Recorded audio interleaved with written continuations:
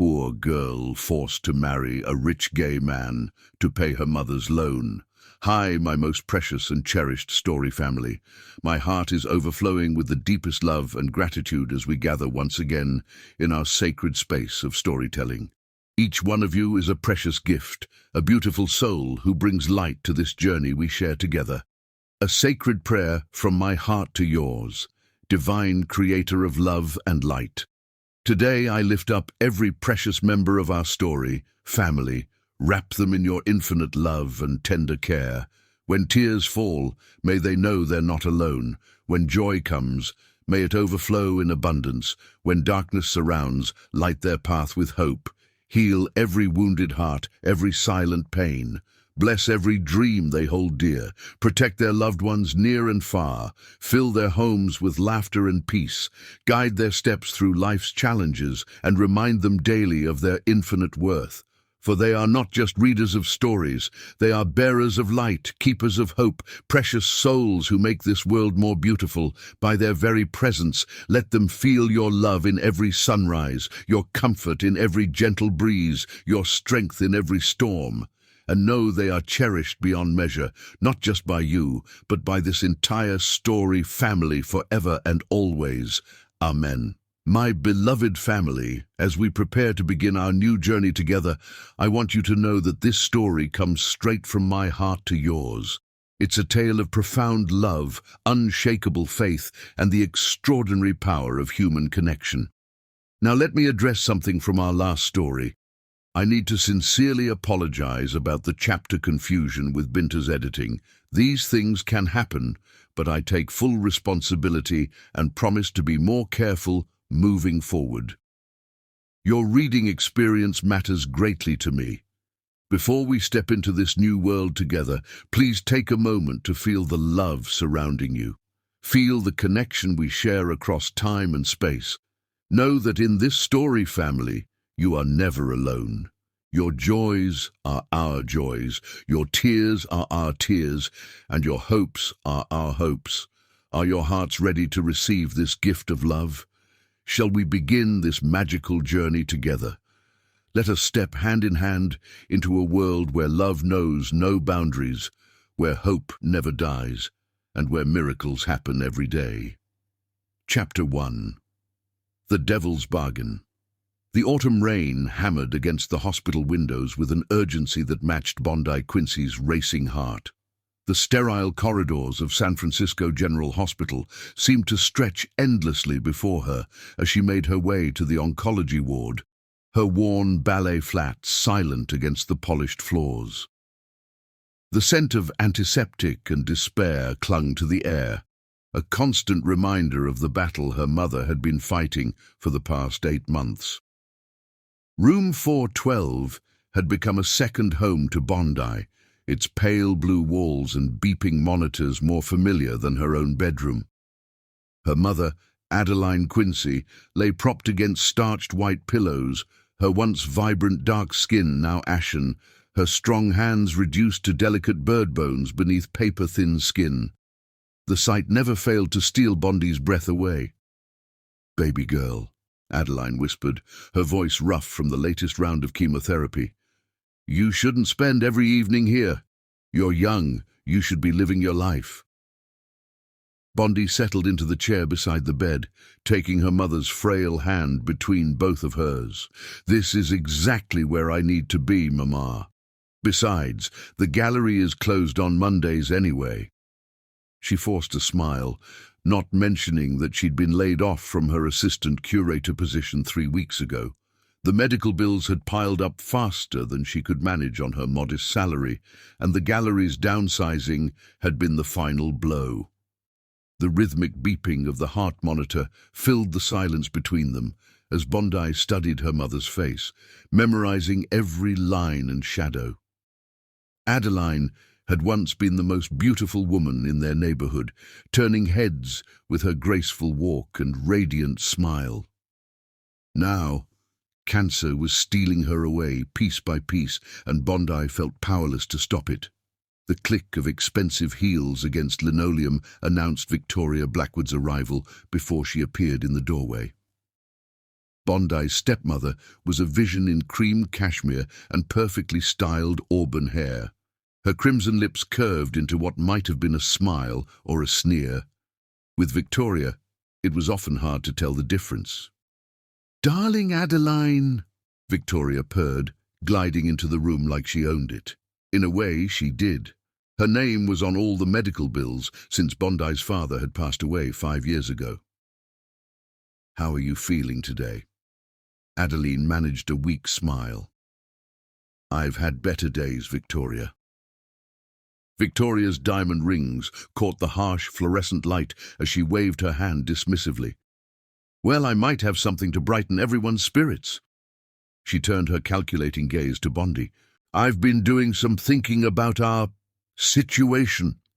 Bondi tensed. Whenever Victoria started thinking, it usually meant trouble. Her stepmother had a way of turning every situation to her advantage, especially if it involved making Bondi's life more difficult. "You remember Bobby Brett, don't you?" Victoria continued, settling herself into the room's only comfortable chair. "The tech mogul who's been making waves in Silicon Valley." Bondi's heart skipped a beat. Everyone in San Francisco knew about Bobby Brett, the enigmatic CEO of Brett Tech, whose face regularly graced the covers of business magazines and gossip tabloids alike. His company had revolutionized clean energy technology, making him one of the youngest billionaires in the country. But it wasn't his business acumen that kept him in the headlines. "The gay one?" Adeline asked, her voice barely above a whisper. "The one they're always writing about in those terrible papers." Victoria's smile widened. "The very same, though he prefers to keep that particular aspect of his life private, which is precisely where our opportunity lies." A cold dread settled in Bondi's stomach. She knew that look in Victoria's eyes, the same look she'd had when she'd convinced Bondi's father to change his will, leaving Victoria in control of the family's finances after his death. "What opportunity?" Bondi asked, her voice sharp with suspicion. Victoria leaned forward, her expensive perfume overwhelming the hospital's antiseptic smell. "Bobby Brett needs a wife. Someone beautiful, intelligent, and most importantly discreet. Someone who can help him maintain the right image for his board of directors and his more conservative investors." The implications of Victoria's words hit Bondi like a physical blow. "You want me to marry a gay man? Are you insane?" "I want you to save your mother's life," Victoria countered, her voice hard as steel beneath its silky surface. The experimental treatment in Switzerland could be her only chance, but it costs $5 million. Money that, need I remind you, we don't have. Unless... Bondi glanced at her mother, who had fallen into an uneasy sleep, her face twisted with pain even in unconsciousness. The doctors had given her 6 months without the treatment. With it, she might have years. "Bobby Brett is willing to pay handsomely for the right candidate," Victoria continued. $5 million to be exact. Enough for the treatment with plenty left over to ensure your mother's comfort during recovery. "And how exactly do you know what Bobby Brett wants?" Bondi demanded, though she already suspected the answer. Victoria's smile turned triumphant. "I may own a small percentage of Brett Tech's stock, and I may have had a very interesting conversation with certain members of the board who are concerned about their CEO's personal life affecting their bottom line." The rain continued its assault on the windows as Bondi's world tilted on its axis. She looked at her mother's sleeping form, at the machines keeping track of her weakening vital signs, at the charts showing the cancer's relentless spread through her body. "Why me?" she whispered. "Because you're perfect, darling. You're beautiful enough to be believable as the woman who turned him, but not so beautiful that people will question his previous preferences. You're intelligent enough to handle the society circles, but not ambitious enough to cause problems. And most importantly," Victoria's voice dropped to a near whisper, "you're desperate enough to say yes." Bondi's hands clenched into fists, her nails cutting into her palms. "And what's in it for you?" "Smart girl," Victoria praised coldly. "Let's just say that my cooperation in this matter will be well compensated. After all, I do own those shares in Brett Tech, and it would be a shame if certain rumors about their CEO were to affect the stock price." The heart monitor's steady beeping filled the silence as Bondi stared at her mother. Adeline had sacrificed everything to give Bondi a good life after her father's first wife died. She'd worked 3 jobs to put Bondi through college, had encouraged her dreams of working in the art world, had loved her unconditionally. And now, when Adeline needed her most, what was Bondi willing to sacrifice in return? "How long?" Bondi asked, her voice hollow. 2 years, Victoria replied. "Long enough to quiet the rumors and stabilize the company's image. After that, a quiet, amicable divorce. You'll be set for life, your mother will be healthy, and everyone gets what they want." Bondi thought of Bobby Brett, the man she'd only seen in photographs. His storm-grey eyes always seemed to hold a deep sadness, even when he was smiling for the cameras. What kind of desperation would drive a man like him to agree to such an arrangement? "I want it in writing," Bondi said finally, her voice stronger than she felt. "Everything. The money for Mama's treatment, the timeline, all of it." Victoria's smile was pure victory. "Of course, darling. I'll have the lawyers draw up the contracts immediately." She rose gracefully, adjusting her cashmere wrap. "Oh, and Bondi?" "You'll need a new wardrobe. Can't have Bobby Brett's fiancée looking like a thrift store mannequin. I'll send my stylist tomorrow."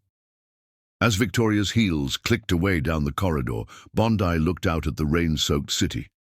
Somewhere out there, in one of those gleaming towers piercing the fog, Bobby Brett was probably thinking about their arrangement, about the stranger who would become his wife.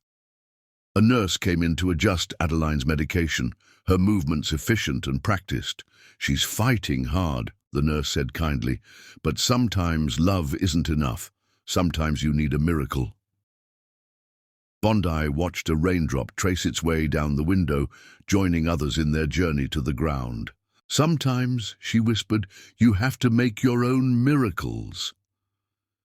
The rain continued to fall as night settled over San Francisco, washing away everything but the weight of the devil's bargain Bondi had just made. Her freedom for her mother's life, her future for a chance to save the only person who had ever truly loved her. In the distance, lightning split the sky, illuminating the Brett Tech Tower for a brief, brilliant moment. Tomorrow, Bondi would begin her new life as Bobby Brett's fiancée. Tonight, she would hold her mother's hand and pray she was strong enough for whatever came next. Chapter 2. The Glass Tower. The Brett Tech headquarters pierced the San Francisco skyline like a silver blade against the morning fog, its glass and steel facade reflecting the pale winter sunlight. Bondi Quincy stood at its base, her newly styled hair and designer outfit feeling like a costume rather than clothing. Victoria's stylist had worked her magic over the past week, transforming Bondi from an art gallery assistant into someone who could believably stand beside one of the world's youngest billionaires. The Louboutin heels Victoria had insisted on clicked against the marble floor of the lobby as Bondi approached the security desk. Her heart thundered in her chest, but she forced her expression to remain neutral, channeling the quiet confidence she'd observed in the society women who used to frequent her gallery. "Bondi Quincy for Mr. Brett," she said, proud that her voice didn't waver. "I have an appointment." The security guard's eyes widened slightly in recognition. Clearly, word of her impending engagement had already circulated through the building. "Of course, Miss Quincy. Please place your hand on the scanner." The biometric scanner hummed beneath her palm, and a green light flashed. A sleek badge materialized from a slot in the desk, bearing her photo, taken from her driver's license, she realized, and the designation Executive Access. "Mr. Brett's private elevator is to the left," the guard explained, gesturing toward a discreet hallway. Your badge will grant you access to the penthouse level. The private elevator was lined with mirrors, forcing Bondi to confront her transformed reflection from every angle. The woman staring back at her wore a tailored Alexander McQueen suit in deep burgundy, its clean lines and subtle details screaming quiet wealth. Her dark skin glowed with expensive products, and her naturally curly hair had been styled into elegant waves that framed her face perfectly. She looked like she belonged in this world of glass and steel, of billion-dollar deals and corporate intrigue. She looked like a lie. The elevator rode smoothly to the top of the tower, giving no indication of its movement except for the changing numbers on the digital display. 45, 46, 47. Each floor bringing her closer to the man she would have to convince the world she loved. The penthouse level opened directly into a vast reception area, all polished concrete and modern art pieces that made Bondi's fingers itch to examine them closer. A tall woman with close-cropped silver hair rose from behind a floating glass desk. "Miss Quincy," she said, her tone professionally warm. "I'm Miss Reynolds, Mr. Brett's executive assistant. He's expecting you in his office. Would you like coffee? Water?" "No, thank you," Bondi replied, following Miss Reynolds down a corridor lined with what appeared to be original Rothko paintings. In another life, she would have stopped to study them, to lose herself in their depths. Instead, she forced herself to keep walking, her heels silent now on the plush carpet. Ms. Reynolds stopped before a set of double doors in dark wood. "Mr. Brett is on a call, but he asked that you wait inside. He won't be long." She opened one door and gestured Bondi through, closing it softly behind her. Bobby Brett's office was larger than Bondi's entire apartment. Floor-to-ceiling windows offered a panoramic view of the bay, the Golden Gate Bridge barely visible through the lingering morning fog. The space was minimally furnished with pieces that probably cost more than she'd made in her entire career. A massive desk in dark wood and steel, a seating area with low-slung leather chairs, and a wall of books that made her heart skip a beat. And there, standing with his back to her, was Bobby Brett himself. He was taller than she'd expected, his broad shoulders evident even under the precise tailoring of his charcoal suit. One hand was pushed into his pocket while the other held a phone to his ear, his stance radiating contained power and authority. "No, that won't work," he was saying, his voice low and controlled, but with an edge that made Bondi glad she wasn't on the other end of the call. "The parameters were clear from the beginning. If they can't meet them, we'll find someone who can." A pause. "Then I suggest you figure it out quickly. We're not extending the deadline." He ended the call and stayed facing the windows for a moment longer, his reflection ghostly in the glass. Bondi took the opportunity to study him, to memorize the details she would need to know as his fiancée. The way his dark hair was perfectly styled, except for one rebellious wave at his temple. The slight tension in his shoulders that spoke of too many hours at his desk. The way his left hand flexed slightly at his side, as if reaching for something just out of grasp. When he finally turned to face her, Bondi's breath caught. Photos hadn't done justice to his eyes. Storm grey and haunted, yes, but also sharp with intelligence and something else, something that looked almost like desperation. For a long moment, they simply looked at each other, two strangers about to become intimately entwined in each other's lives. "Miss Quincy," he said finally, his voice carefully neutral. "Thank you for coming." "Mr. Brett." She was proud that her voice remained steady.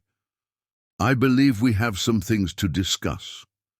He gestured to the seating area, and Bondi moved to take one of the leather chairs, carefully crossing her ankles the way Victoria had drilled into her. Bobby remained standing, moving to a sideboard that held a selection of crystal decanters. "Drink?" he offered, though his tone suggested it wasn't really a question. "Please." He poured 2 fingers of amber liquid into heavy crystal glasses, handling them with the ease of someone who'd grown up around such luxury. When he handed one to Bondi, their fingers brushed briefly, and she felt him tense at the contact. "Let's be clear," he said, settling into the chair across from her but perching on its edge as if ready to flee. "This is a business arrangement, nothing more. 2 years of marriage, public appearances, and absolute discretion. In return, your mother gets the best medical care money can buy, and you get a comfortable life afterward." Bondi took a sip of what turned out to be exceptionally smooth whiskey, using the moment to gather her thoughts. "Why me?" she asked finally, meeting his guarded gaze. "There must be dozens of women who'd jump at the chance to become Mrs. Brett, even knowing the circumstances." A bitter smile touched his lips. "Because your stepmother owns enough Brett Tech shares to cause problems at my next board meeting. Because she has a talent for spinning stories that could damage this company's reputation. And," his expression softened almost imperceptibly, "because you have kind eyes." The simple observation caught her off guard. "What do my eyes have to do with anything?" "Kind eyes don't judge," he said quietly, looking away. "And there's been enough judgment in my life already." The weight of unspoken pain in his words made Bondi's chest tight. She thought of all the tabloid headlines she'd seen about him over the years, the speculation about his sexuality, the cruel jokes, the constant scrutiny.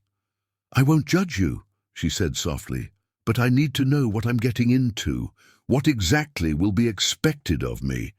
Bobby set his glass down and stood, moving restlessly to the windows. "Public appearances, charity events, board member dinners. You'll need to be seen at the right places, say the right things, play the part of the devoted fiancé and then wife. We'll live together. I have a penthouse in Pacific Heights that should suit our needs. Separate bedrooms, of course." "Of course," Bondi echoed, trying to imagine living in such close quarters with this complex, wounded man. "The press will want a love story," he continued, his reflection sharp against the fog beyond the glass. "We'll tell them we met through mutual friends, that it was a whirlwind romance. They'll eat it up, the ruthless CEO brought to his knees by love." His tone turned bitter again. The gay man turned straight by the right woman. "I won't let them say that," Bondi said firmly, surprising herself with her vehemence. "I won't be used to perpetuate harmful stereotypes about sexuality. We can give them their love story without making it about converting you." He turned back to her, something like respect flickering in his eyes. "No, you won't be used. That's precisely why Victoria suggested you. You have principles, Ms. Quincy. Integrity. It makes you believable." "Please," she said, "if we're going to be engaged, you should call me Bondi." A ghost of a real smile touched his lips. "Bondi," he repeated as if testing the name. "And you should call me Bobby. At least when we're not in public. In front of others, you'll need to call me Robert. It's more respectable," she supplied. "Expected," he corrected. "Everything about this needs to meet expectations. The board, the investors, the public. They all have an image of what the CEO of Brett Tech should be, who he should love, how he should live. And you're willing to live a lie to meet those expectations." His expression hardened. "I'm willing to do whatever it takes to protect what I've built. This company isn't just about making money. We're developing technologies that could help solve the climate crisis, revolutionize renewable energy. I won't let prejudice and small-mindedness destroy that." Bondi stood, drawn to his passion despite herself. "And what about your happiness, your chance at real love?" "Happiness is a luxury I can't afford," he said flatly. "And love? Love isn't in the cards for someone like me. Not the kind of love the world would accept." The sadness in his voice made Bondi want to reach out, to offer some comfort, but she held herself back.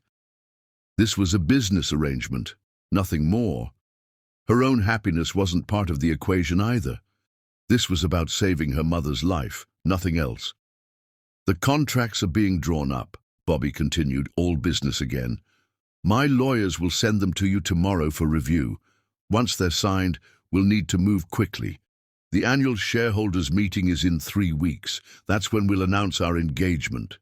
3 weeks! Bondi's head spun. That's so soon. Time is a luxury we don't have, he said grimly. The board is getting restless, and your stepmother is getting impatient. Do you need more time with your mother before this begins?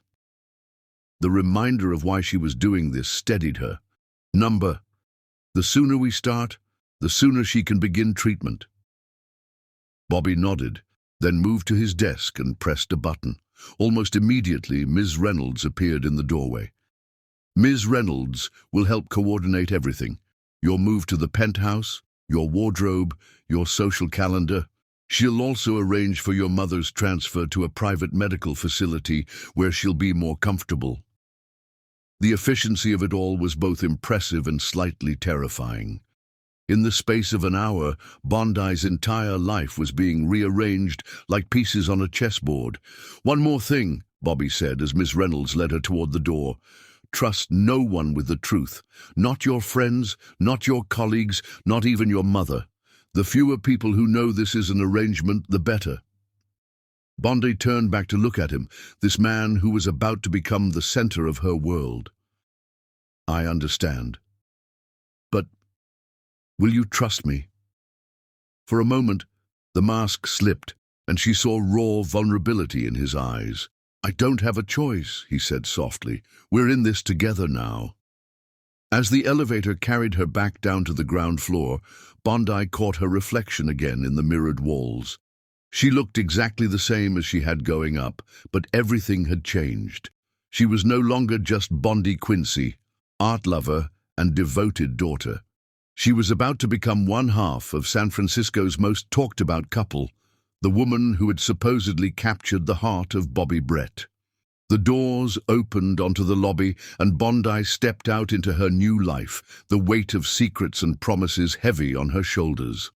Above her, in his glass tower, Bobby Brett was probably already back at work, moving the pieces that would bind their lives together. The fog had lifted while she was upstairs, revealing a clear blue sky.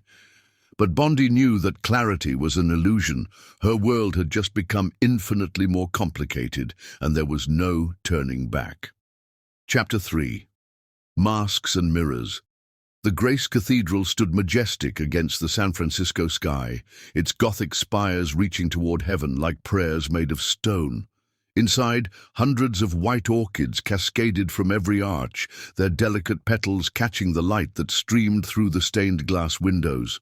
Bondi stood in the bride's chamber, staring at her reflection in a full-length mirror while an army of stylists made final adjustments to her Vera Wang gown. The dress was a masterpiece of ivory silk and delicate lace, its cost enough to have funded several months of her mother's original treatment. Every detail had been chosen to create the perfect image. The demure neckline speaking of class, the fitted bodice highlighting her figure without being provocative, the flowing skirt suggesting romance rather than sexuality. Even her makeup had been carefully calibrated, enhancing her natural beauty while ensuring she photographed well for the society pages. You look absolutely perfect, Victoria purred, circling Bondi like a well-dressed shark. Her stepmother wore Mother of the Bride rose gold, though she'd made sure her outfit cost more than Bondi's dress. Bobby won't know what hit him. Bondi met Victoria's eyes in the mirror. We both know that's not true. Victoria's smile turned sharp. What matters is what everyone else believes, darling. And right now, everyone believes they're about to witness the society wedding of the decade. She adjusted one of Bondi's curls with perfectly manicured fingers. The ruthless tech mogul and the beautiful gallery assistant. It's like a modern fairy tale. More like a Greek tragedy, Bondi muttered, but Victoria had already moved on, directing the photographers who'd been granted exclusive access to the bride's preparations. A soft knock at the door provided brief respite from the circus. Miss Reynolds entered, elegant as always in a tailored navy suit. 5 minutes, Miss Quincy. Mr. Brett is in position. Bondi nodded, her throat tight. She hadn't seen Bobby in 3 days. Not since their last casual public appearance at a charity gala. They'd perfected their performance over the past weeks. The lingering touches, the intimate whispers, the way they seemed to gravitate toward each other in any room. The press had eaten it up, spinning tales of whirlwind romance and love at first sight. The reality was far more complex. Living together in his Pacific Heights penthouse had been an exercise in careful choreography. They developed routines, breakfast meetings to coordinate schedules, shared car rides to maintain appearances, quiet evenings in their separate spaces. Sometimes late at night they'd meet in the kitchen or library, sharing comfortable silence or careful conversation. In those moments, Bondi caught glimpses of the real Bobby, brilliant, wounded, funny in an understated way, and carrying a weight of expectations that would crush most people. "It's time," Ms. Reynolds announced, breaking into Bondi's thoughts. The wedding march began to play as Bondi took her position at the cathedral's massive doors. She'd insisted on walking herself down the aisle. Her father was gone, and she refused to let Victoria claim that role. The heavy doors swung open, and hundreds of faces turned to watch her entrance.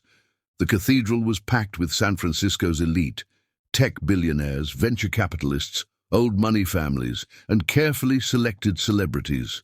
Reporters lined the back wall, their cameras clicking rapidly, but Bondi saw none of them. Her eyes were fixed on Bobby, standing at the altar in a Tom Ford tuxedo that made him look like he'd stepped out of a classic film. He was playing his part perfectly, his expression a masterful blend of awe and devotion as she approached. But Bondi had learned to read the tiny signs of his distress, the slight tension in his jaw, the way his left hand kept trying to form a fist at his side. She wanted to tell him it would be okay, that they would get through this together, but such reassurances weren't part of their script. The ceremony passed in a blur of traditional vows and carefully staged moments. When the priest pronounced them husband and wife, Bobby cupped her face with trembling hands and kissed her with exquisite gentleness. The cathedral erupted in applause, camera flashes turning the moment into a storm of light. The reception was held at the Fairmont, its grand ballroom transformed into a winter wonderland of crystal and silver. Bondi and Bobby performed their first dance to At Last, Victoria's Choice, meant to emphasize the narrative of their supposedly inevitable romance. As they moved across the dance floor, Bobby pulled her closer than strictly necessary.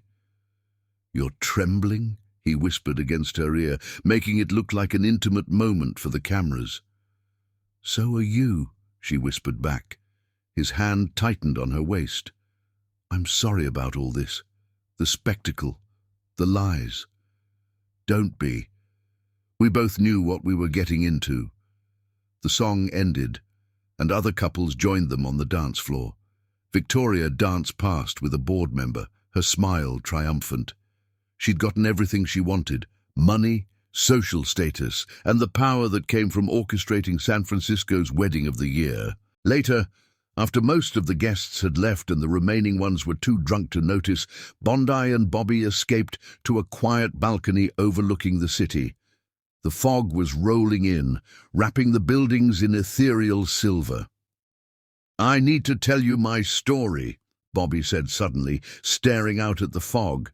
"You deserve to know what you've married into."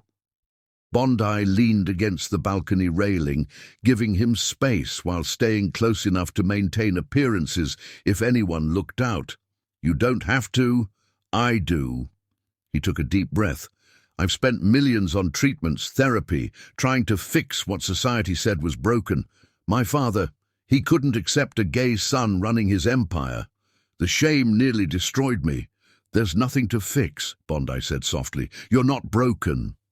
He turned to look at her, his eyes vulnerable in a way she'd never seen before. "I wish I'd believed that years ago. Instead, I let them convince me there was something wrong with me. Conversion therapy, experimental treatments, psychological reprogramming, I tried it all. Nothing worked, of course. You can't change who you are. But you're still trying to hide it. I'm trying to protect what matters, he corrected. BrettTech employs thousands of people. Our clean energy initiatives could help combat climate change. I can't let personal issues jeopardize that. Your happiness isn't a personal issue, Bobby. It's your life. He smiled sadly. My life stopped being my own the day I took over the company. But maybe we can help each other find some peace in all this. A waiter appeared with champagne, and they raised their glasses in a mock toast to their future. The crystal rang with a clear, pure note that seemed to hang in the fog-laden air. To masks, Bobby murmured. And the faces beneath them, Bondi finished. They returned to the ballroom for the final traditions, cutting the cake, saying goodbye to remaining guests, posing for last-minute photos. Victoria caught Bondi's arm as they prepared to leave. "Remember what's at stake," she hissed under her smile. "One wrong move, one slip in your performance, and everything falls apart." Bondi pulled her arm free. "I remember exactly what's at stake. Do you?" The wedding night was spent in the penthouse's separate wings, each of them alone with their thoughts. Bondi sat at her window, watching the city lights blur in the fog, while somewhere on the other side of the vast apartment, Bobby probably did the same. In the morning, they would begin their life together properly, appearances to maintain, a story to sell, a carefully constructed illusion to preserve. But for now, in the quiet hours between their public performance and their private reality, Bondi allowed herself to feel the weight of what they'd done. She thought of her mother, now receiving treatment in Switzerland's finest private clinic. She thought of Bobby, carrying the burden of others' expectations. She thought of Victoria, playing her games of power and manipulation. And she thought of herself, wearing a wedding ring that felt both too heavy and somehow not heavy enough. The fog continued to roll in, obscuring the sharp edges of the city until everything was soft and indistinct. It was fitting, Bondi thought, for a marriage built on illusions. But somewhere beneath the fog, beneath the masks they wore and the roles they played, there was truth waiting to be discovered. The question was whether they were brave enough to find it. Chapter 4. Learning to Dance. Living with Bobby Brett was like learning a complex dance, each step carefully measured, each movement choreographed to perfection.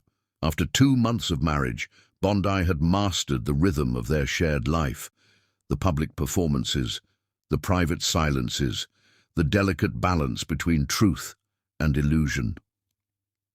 Their mornings began with breakfast meetings in the penthouse's gleaming kitchen, scheduling their public appearances while sharing coffee from the elaborate espresso machine that Bobby treated like a beloved pet. He took his black, she preferred honey and cream, and somehow that small detail had become a comfortable constant in their carefully constructed world. "The tech conference in Seattle next week," Bobby said one morning, scrolling through his tablet while absently stirring his coffee. "The organizers want us both there. They're pushing the power couple angle, tech visionary and art curator, bringing different worlds together." Bondi looked up from the gallery exhibition catalogue she'd been studying. Since their marriage, she'd been offered a position as head curator at a prestigious gallery, carefully orchestrated by Ms. Reynolds to maintain their social standing. "I thought that was just a day trip." "They've added a gala dinner. We'll need to stay overnight." He glanced at her, his expression apologetic. "I know you wanted to visit your mother this weekend." "I'll reschedule," Bondi said, ignoring the pang in her chest. Her mother was responding well to the treatment in Switzerland, but every missed visit felt like a small betrayal. "The board members' wives will be there, and their husbands. It's important we make a good impression." His fingers tightened on his cup. Harrison Chemical is considering a major investment in our new solar technology. Bondi recognized the tension in his voice. James Harrison was one of the most conservative members of Brett Tech's board, and his support was crucial for Bobby's clean energy initiatives. "I'll wear the blue Valentino," she said, "the one that makes me look like a respectable corporate wife." A ghost of a smile touched his lips. "You're getting good at this." "I had an excellent teacher." She returned his smile, remembering the hours he'd spent preparing her for their public life, teaching her about the tech industry, coaching her on which board members needed special attention, showing her how to deflect personal questions with practiced ease. The penthouse had become their sanctuary, a space where they could let their masks slip, if only slightly. Bondi had filled her wing with art books and the small treasures she'd brought from her old life, while Bobby's domain remained minimalist except for his massive library. But they'd begun to share the common spaces more comfortably, finding peace in each other's quiet company. Late one evening, after a particularly exhausting charity event, Bondi found Bobby in the library. He'd loosened his tie and rolled up his sleeves, revealing the strong forearms she'd learned to appreciate during their staged, intimate moments. He was staring at a chessboard, lost in thought. "Do you play?" she asked, slipping off her heels and curling into one of the leather armchairs. "My father taught me," he replied, not looking up. "He said it was essential for business, learning to think several moves ahead, to sacrifice pieces for strategic advantage." Sounds lonely. His eyes met hers. It was. Everything was about strategy, about winning, even... He trailed off, but Bondi understood. Even his sexuality had been treated as a problem to be solved, a weakness to be overcome. "Teach me?" she asked, moving to sit across from him at the chessboard. He raised an eyebrow. "You want to learn chess at midnight?" "I want to understand you better." The words slipped out before she could stop them, more honest than they usually allowed themselves to be. Something flickered in his eyes. Surprise, vulnerability, and something else she couldn't quite name. "All right," he said softly, "but I warn you, I'm a demanding teacher." They spent the next hour bent over the board, his deep voice explaining moves and strategies while their fingers brushed occasionally over the pieces. Bondi lost spectacularly, but she found herself more interested in watching Bobby relax, seeing glimpses of the man behind the CEO facade. "You're a natural at this," he said, as they reset the board. "You think creatively, see patterns others might miss. Is that a compliment from the great Bobby Brett? Don't let it go to your head." But he was smiling, a real smile that reached his eyes and made him look younger, less burdened. Their midnight chess games became a tradition, a private ritual that belonged only to them. Sometimes they talked about art, technology, their dreams for the future. Sometimes they sat in comfortable silence, letting the quiet of the night wrap around them like a protective cocoon. One evening, Bondi noticed Bobby studying a small painting she'd hung in the library, an abstract piece in deep blues and golds. "You like it?" she asked. "It's alive," he said thoughtfully, "like it's trying to break free of the canvas." His insight surprised her. That's exactly what the artist intended. It's about transformation, about becoming something new while holding on to your essential self. He turned to look at her, his expression intense. "Is that possible? To change without losing yourself?" "I think we're both finding out." Their conversation was interrupted by Ms. Reynolds, arriving early for their morning meeting.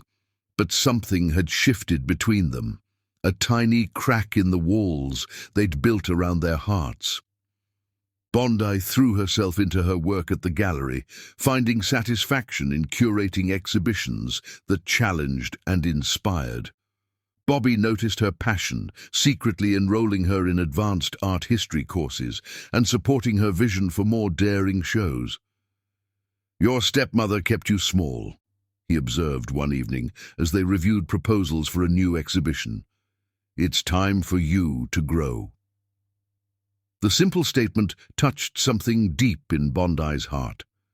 She looked at him, this complex man who was slowly becoming more than just her business partner in an elaborate charade. Why do you care about my growth? He seemed startled by the question. Because you deserve to be more than just my wife for show. You're brilliant, Bondi. The world should see that. Their eyes met, and for a moment the air between them crackled with unspoken possibilities.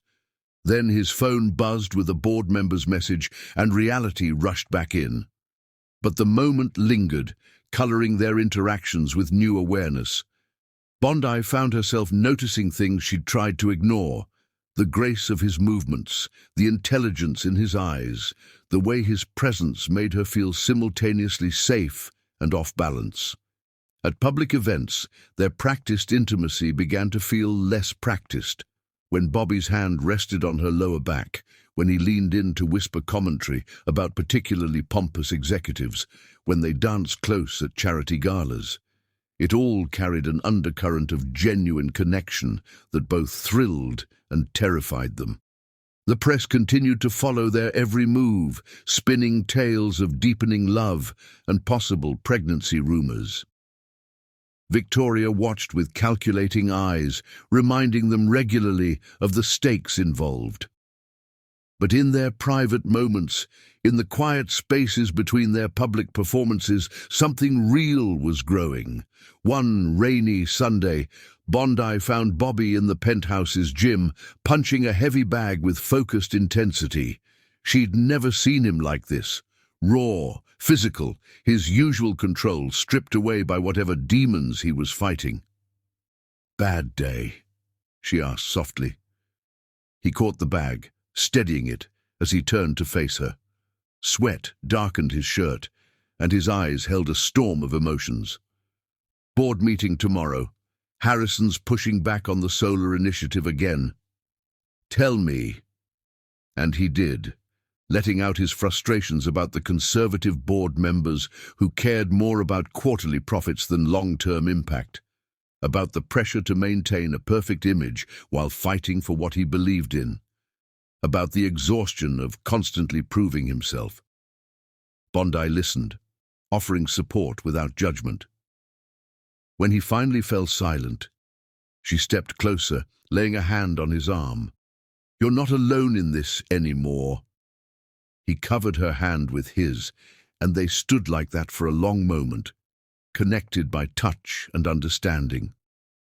The rain drummed against the windows, creating a cocoon of intimacy around them. "Sometimes," he whispered, "I forget this isn't real." But wasn't it? The thought lingered in Bondi's mind as she lay awake that night, listening to the rain. Their marriage might have begun as a business arrangement, but something else was taking root in the spaces between their careful choreography. They were learning a new dance, one without prescribed steps or calculated moves, one that scared them both with its potential for genuine feeling.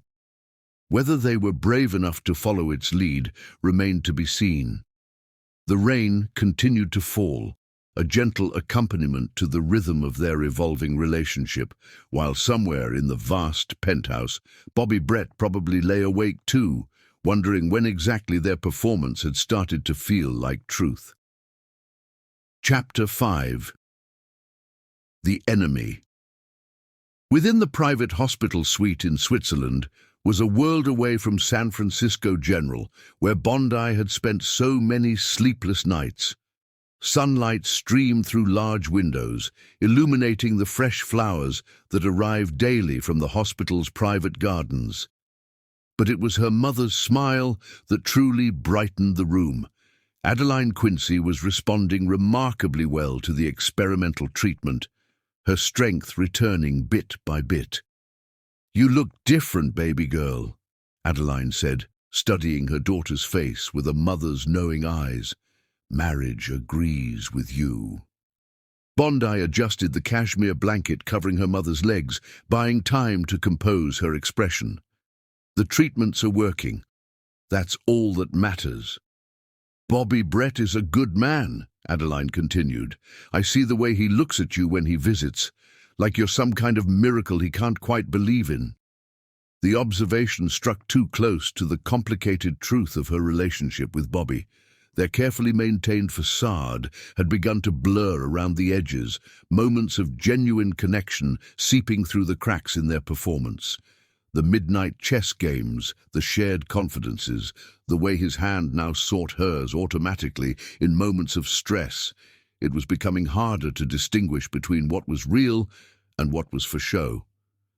He's different than I expected, Bondi admitted, which was true enough. A soft knock interrupted their conversation. Victoria swept into the room like a perfectly styled storm cloud, her Hermes scarf trailing dramatically behind her. "Darling Adeline," she cooed, air-kissing somewhere near her stepdaughter-in-law's cheek. "You're looking so much better. This Swiss air must be magical." Bondi tensed, recognizing the predatory gleam in Victoria's eyes. Her stepmother never appeared without purpose, and her timing was suspiciously perfect, just as Adeline was showing significant improvement. "I'll get some tea," Bondi said, squeezing her mother's hand before leaving the room. But instead of heading to the hospital cafe, she lingered just outside the door, her heart pounding. "The treatments are working wonderfully," she heard Victoria say, "though the costs are mounting faster than expected. The experimental phase is proving quite expensive." "But Bobby—" Adeline's voice was uncertain.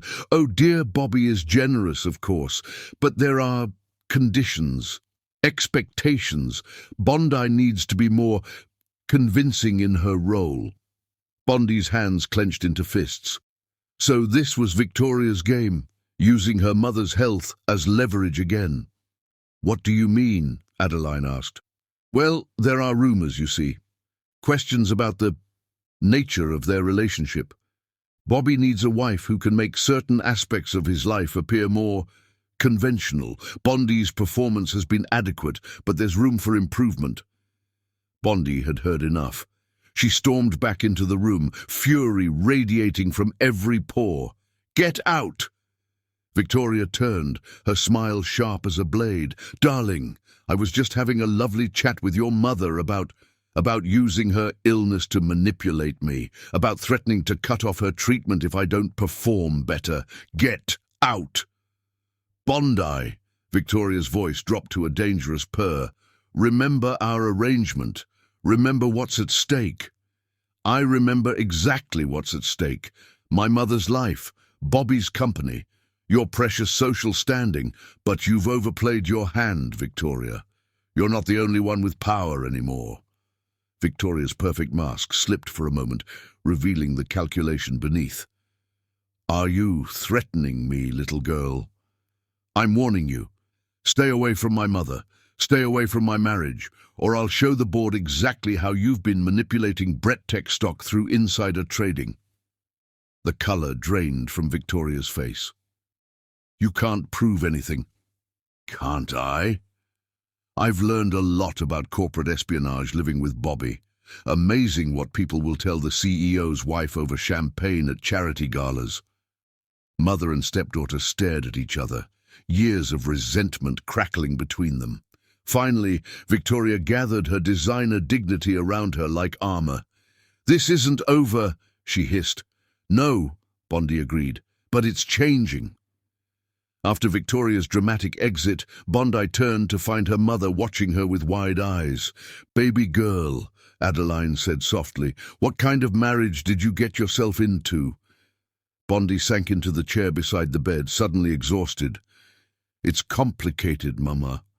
"Love usually is." Adeline reached for her daughter's hand. "But that man loves you, whether either of you realizes it yet." "Mama, you don't understand." "I understand more than you think. I see the way you light up when he visits. I see how he watches you when you're not looking.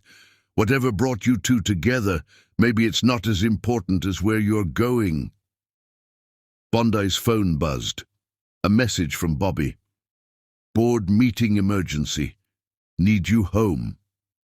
Her heart jumped at the word home, even as her mind reminded her it was just part of their arrangement. When had the penthouse started feeling like home? When had Bobby's presence become something she craved rather than endured? Go, Adeline said, reading the concern on her daughter's face. Your husband needs you. The flight back to San Francisco gave Bondi too much time to think. Victoria's threats tumbled through her mind, tangled with memories of quiet moments with Bobby, his laugh during their chess games, the way his hands shook when he talked about his father, the gentle way he tucked her hair behind her ear for the benefit of photographers. The penthouse was dark when she arrived, but she found Bobby in the library, nursing a whiskey and staring at the chessboard. Victoria came to the hospital, she said without preamble. His head snapped up, storm-grey eyes narrowing. What did she do? Threaten to interfere with Mama's treatment if I don't make our marriage more convincing. Apparently there are rumors. There are always rumors. He set down his glass. What else? I threatened her back, told her I knew about her insider trading. A smile tugged at his lips.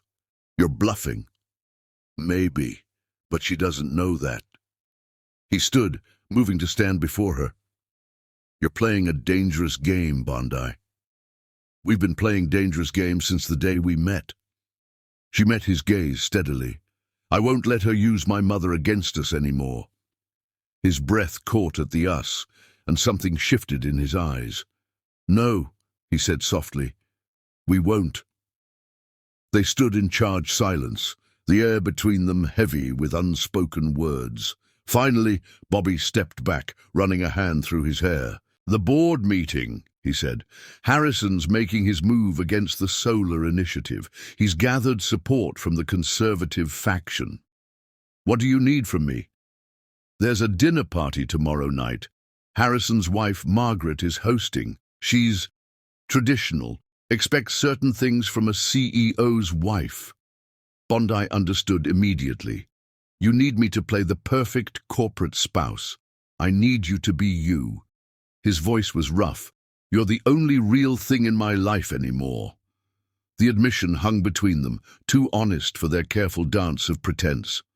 Bondi's heart hammered against her ribs. Bobby, I know, he cut her off. I know what this is, what it isn't. But Victoria's right about one thing. There are expectations. The solar initiative could revolutionize clean energy access for developing nations. I can't let personal complications get in the way. Personal complications. Was that what they were calling the electricity that sparked between them during their staged kisses? The way their bodies gravitated toward each other even in private? The late-night conversations that felt more intimate than any physical touch? We'll convince them, Bondi said firmly, together. He reached for her hand, and she let him take it, ignoring the way her skin tingled at his touch. They had a part to play, a performance to perfect. The fact that it was becoming harder to separate the performance from reality was a problem for another day. But as they stood in the library's soft light, their fingers intertwined, Bondi couldn't help wondering if Victoria's threats had uncovered something they'd both been trying to ignore. The possibility that their greatest danger wasn't external pressure or social expectations, but the growing feelings they'd never planned for. The chessboard sat forgotten between them, its pieces frozen in mid-game, much like their own hearts, suspended between strategy and surrender, between pretense and truth, between the safe moves they'd planned and the risky ones they longed to make. Chapter 6. Breaking Points. The Brett Tech Tower gleamed in the morning sun, its windows reflecting the perfect blue of a San Francisco spring day.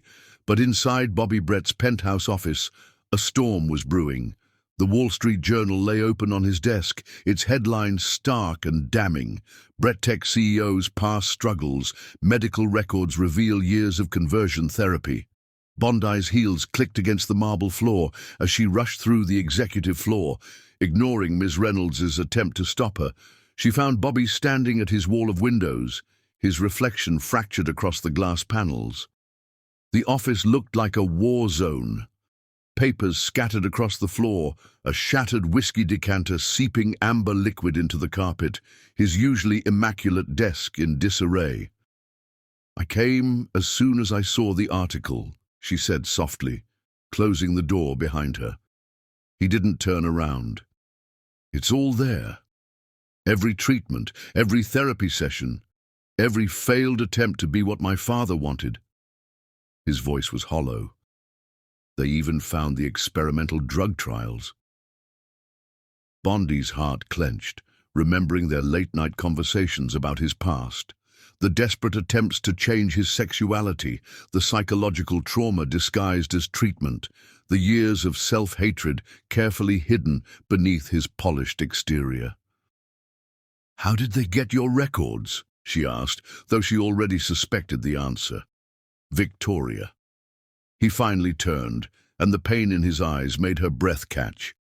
"She must have had access through the private clinic where—" He trailed off, running a hand through his disheveled hair. "The board is meeting in an hour. Harrison's calling for my resignation. They can't force you out over this." "Can't they?" He laughed bitterly. "The stock's already down 15%. Harrison's faction will argue that my instability makes me unfit to lead, that the scandal will drive away conservative investors. Then we'll fight them." Bondi moved closer, wanting to reach for him, but unsure if he would welcome her touch. "Your personal medical history has nothing to do with your ability to run this company. Don't you see? This destroys everything. The careful image we've built, the fiction of our perfect marriage, the trust I've spent years earning, it's all falling apart." His phone buzzed continuously on the desk. Board members, investors, reporters, all demanding answers. The morning news shows were already running with the story, dissecting his private pain for public consumption. "They're right," he whispered, sinking into his chair. "I'm a fraud, a broken man playing at being normal." "No." Bondi's voice cracked with emotion as she knelt beside him. "You're the strongest person I know, and I'll fight anyone who says different, starting with the board." He looked at her then, really looked at her, and something shifted in his eyes. "Why do you care so much? This isn't real, remember? Just a business arrangement." The words hit her like physical blows, but she stood her ground. "Do you really believe that anymore?" Before he could answer, Ms. Reynolds burst in. "Mr. Brett, the board is assembling early. They're demanding your presence immediately." Bobby straightened, his CEO mask sliding back into place, but Bondi could see the cracks in his armor. "Tell them I'll be there in 5 minutes." When Ms. Reynolds left, Bondi caught his arm. "Let me come with you." "Bondi, you're not facing this alone." The boardroom was thick with tension when they arrived. Harrison sat at the head of the table, his satisfaction poorly concealed beneath a mask of concern. Victoria lurked in a corner, perfectly styled as always, watching the drama unfold with calculating eyes. "Robert," Harrison began, his voice dripping with false sympathy, "in light of today's revelations, we feel it's best for the company if you step down temporarily while we assess the situation." "You mean while you stage your coup?" Bondi cut in, ignoring Bobby's warning glance. Harrison's smile turned cold. "Mrs. Brett, this is a board matter. Your presence isn't required." "Actually, it is." Bondi straightened to her full height, channeling every lesson in corporate warfare she'd learned from watching Bobby. "As the CEO's wife and a significant shareholder, I have every right to be here." "A touching display of loyalty," Victoria purred from her corner, "but perhaps misplaced, given the circumstances." Bondi turned to address the full board. "You want to judge him?" Look at what he's built. Look at the lives he's changed. His sexuality doesn't define his worth, and shame on anyone who thinks otherwise." The boardroom erupted in chaos. Conservative members shouted about moral standards and company image, while others argued about stock prices and investor confidence. Through it all, Bobby sat silent, his face a mask of careful control. Finally he stood, commanding attention without raising his voice. "My personal life, my medical history, these are private matters that have no bearing on my ability to lead this company. Under my leadership, BrettTech has become an industry leader in clean energy technology. Our solar initiative could bring power to millions in developing nations. If you want to fire me for being gay, for struggling with society's prejudices, then do it. But be honest about your reasons." Harrison's face turned purple. "This isn't about your preferences. This is about trust, about stability." "No," Bondi interjected. "This is about fear. Fear of difference, fear of change, fear of anything that doesn't fit into your narrow view of normal." She moved to stand beside Bobby, taking his hand openly. The gesture wasn't for show this time.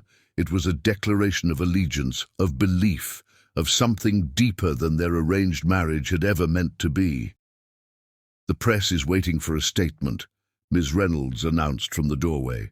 Harrison smiled triumphantly. "We'll announce your temporary leave of absence." "We'll do no such thing," Bondi interrupted. "My husband will announce that BrettTech stands for innovation, for progress, for the future. That includes supporting all people, regardless of their orientation or struggles. And if any investors have a problem with that, they're welcome to take their money elsewhere." The boardroom fell silent. Bobby's hand tightened around hers. "You're bluffing," Harrison said finally. "The stock won't survive that kind of statement." "Try me." Bobby's voice was steel. "I'd rather lose my position fighting for what's right than keep it by hiding who I am." Victoria pushed away from her corner. "This is touching, really. But let's be practical. The scandal, the only scandal here, is your betrayal." Bondi turned on her stepmother. "Leaking confidential medical records? That's not just immoral, it's illegal. I wonder what the board would think about having a blackmailer among their shareholders." Victoria's perfect composure cracked. "You can't prove anything." "Can't I?" Bondi smiled. "Amazing what people confess after a few drinks at charity galas, especially bitter ex-employees who helped obtain those records." The tide in the room began to turn. Board members whispered among themselves, calculating new odds, sensing the shift in power. Harrison's triumph faded as he realized his coup was unraveling. "Perhaps," a senior board member suggested, "we should focus on damage control rather than leadership changes. Show unity in the face of this unauthorized disclosure of private information." The discussion turned technical. Press statements, stock stabilization measures, legal action against the leak's source. Through it all, Bobby and Bondi remained standing together, their clasped hands a silent declaration. Hours later, they returned to the penthouse, emotionally exhausted but undefeated. The press had run with a different story than Harrison had hoped. Not a scandal about a CEO's sexuality, but a powerful narrative about perseverance, acceptance, and corporate responsibility. Bondi found Bobby in his home office, surrounded by the evening papers. Their joint statement had made every front page. BrettTech CEO stands proud. Innovation knows no boundaries. "Thank you," he said quietly as she entered, "for standing with me, for fighting for me. Always." The word slipped out before she could stop it, heavy with meaning neither of them was ready to face. He looked up at her, his storm-grey eyes vulnerable in a way she'd never seen before. "I don't know how to do this." "Do what?" "Feel this way, about you, about us, everything I thought I knew about myself." Bondi's heart thundered in her chest. Maybe we don't need to know. Maybe we just need to be brave enough to find out. The space between them crackled with possibility. Outside, the city lights began to twinkle in the gathering dusk, witnesses to a moment of truth between two people who had started with lies. "I'm tired of pretending," Bobby whispered. "Then don't." Bondi took a step closer. "Be real with me. Be yourself." The kiss, when it came, wasn't for show. It wasn't calculated or performed.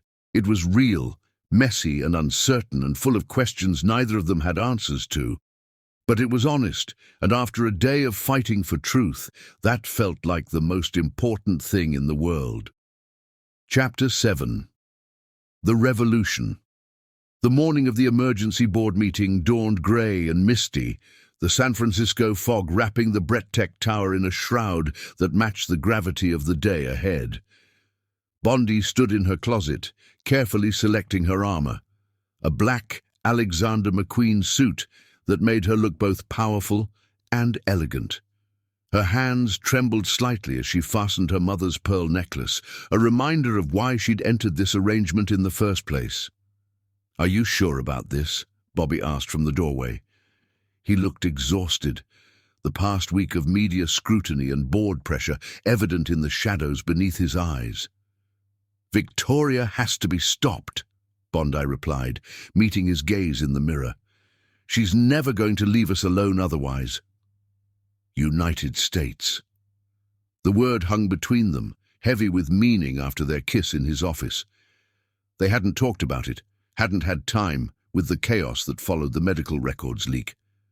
But something had shifted, the careful boundaries of their arrangement blurring into something neither of them had expected. "The board won't take kindly to accusations against one of their own," he warned.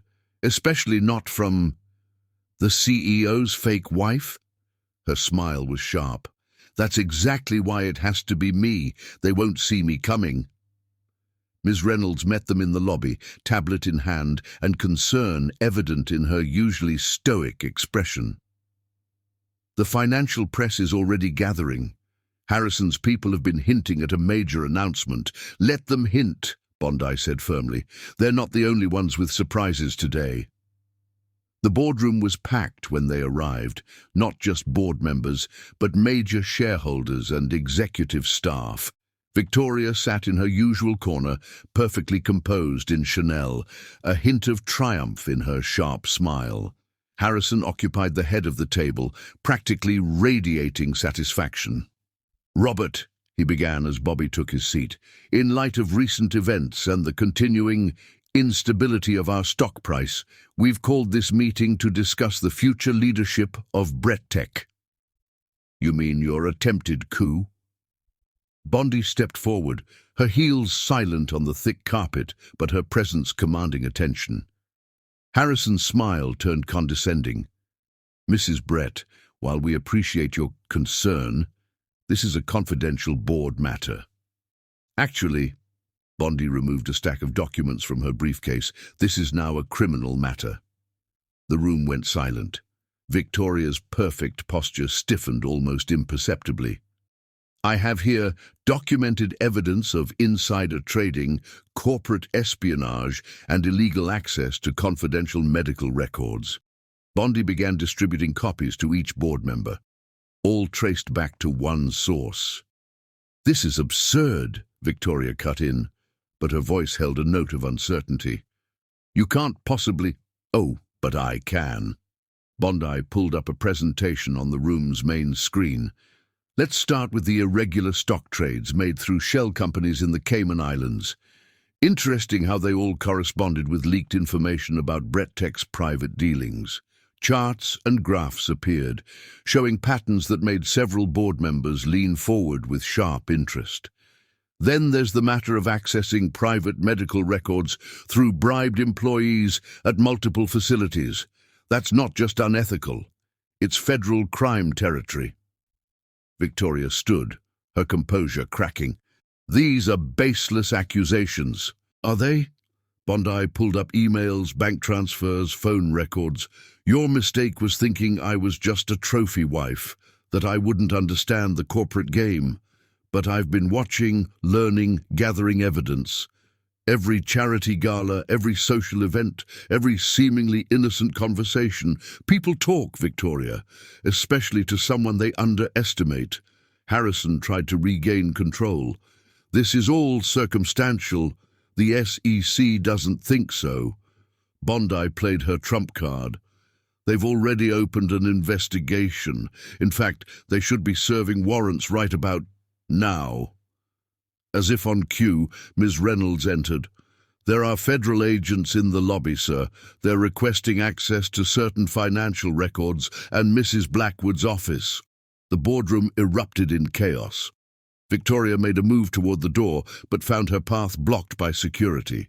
Harrison's face turned an alarming shade of red as he realized his power play was imploding. You've been manipulating this company's stock for years, Bondi continued, her voice carrying over the commotion. Using insider information to profit from every crisis, every announcement. The medical records leak was just your latest attempt to drive down the price so you could buy more shares cheaply through your shell companies. You little bitch, Victoria snarled, her mask finally shattering completely. You have no idea what you're dealing with. No, Victoria, you have no idea who you're dealing with. Bondi turned to address the full board. For years, you've all been played. While you were focused on Bobby's sexuality, on maintaining some outdated image of corporate respectability, she was stealing from you, using you, making millions from your prejudices and fears. The evidence was irrefutable. Bank records showed the pattern of profit from leaked information.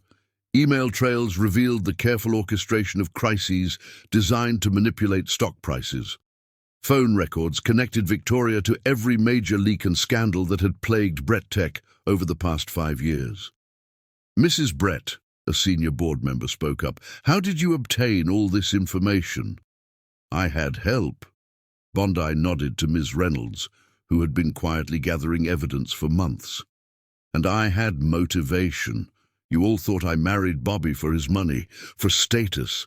The truth is, I married him because I believed in him, in his vision for this company, in the difference Brett Tech could make in the world. She moved to stand beside Bobby, drawing strength from his presence. You want to judge him.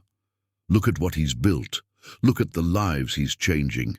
His sexuality doesn't define his worth, and shame on anyone who thinks otherwise. The boardroom fell silent as her words sank in. Victoria stood frozen, her carefully constructed world crumbling around her.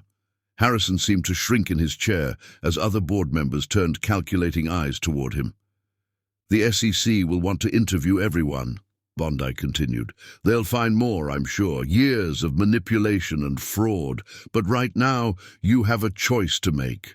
You can continue down this path of prejudice and fear, letting people like Victoria manipulate you for profit. Or you can embrace change, support innovation, stand behind a CEO who's never been afraid to fight for what's right. One by one, board members began to nod. The tide was turning, power shifting like sand beneath their feet. Victoria was escorted out by security, her threats falling on deaf ears. Harrison resigned on the spot, trying to distance himself from the growing scandal. Through it all, Bobby sat quietly, watching Bondi with something like awe in his eyes. When the room finally cleared, leaving them alone with the aftermath of her revolution, he stood and faced her. You did all this for me? For us, she corrected softly.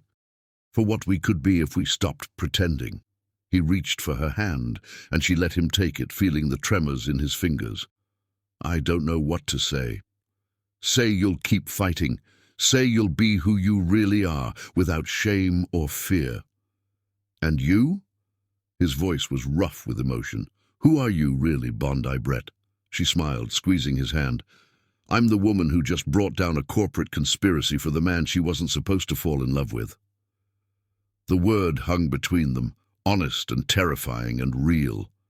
Outside the boardroom windows, the fog was finally lifting, revealing a clear blue sky, a new day, a new beginning, a new truth neither of them had seen coming. "The press will want statements," Ms. Reynolds said from the doorway, tactfully avoiding their intimate moment. "Let them wait," Bobby replied, not taking his eyes off Bondi. "We have more important things to discuss." The revolution was complete.